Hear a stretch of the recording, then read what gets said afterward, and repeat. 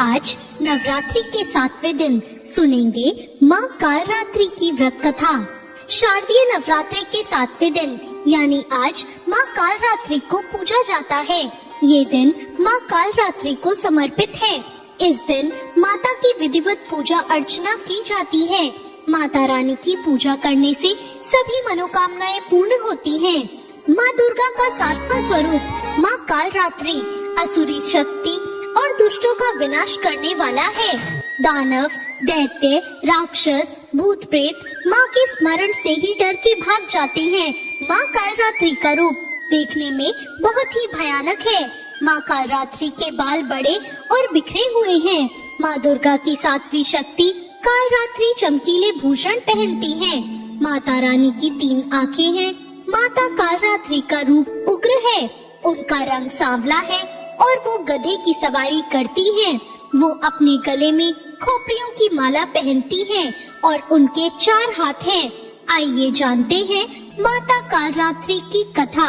जब शुंभ और निशुंभ और रक्तबीज जैसे राक्षसों ने तीनों लोकों में हाहाकार मचा दिया, तब सभी देवता इससे चिंतित होकर शिव जी की शरण में गए और उनसे सृष्टि की रक्षा के लिए प्रार्थना करने लगे।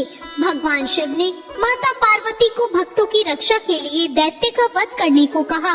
शिव जी की बात मानकर माता ने दुर्गा का रूप धारण कर शुंभ निशुंभ का वध कर दिया।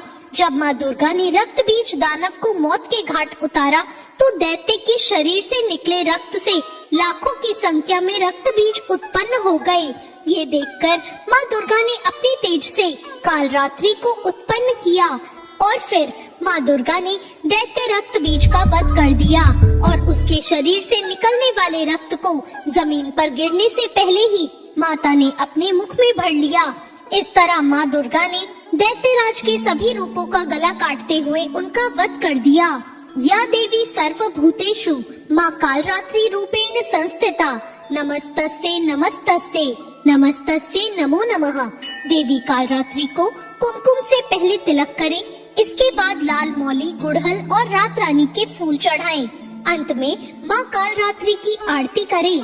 फिर भोग में माता रानी को गुड़ का भोग लगाएं। इस दिन विधि विधान से पूजा करने से माँ कालरात्रि बेहद प्रसन्न होती हैं।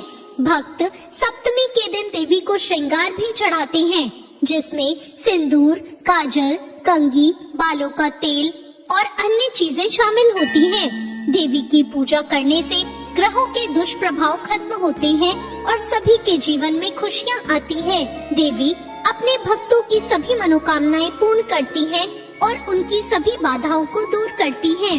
माँ कालरात्रि को गुड़ का भोग लगाकर उसे ब्राह्मण को दान करने से शोकों से मुक्ति मिलती है। सभी प्रकार के संकटों से भी रक्षा होती है। तो ये थी आज की कथा।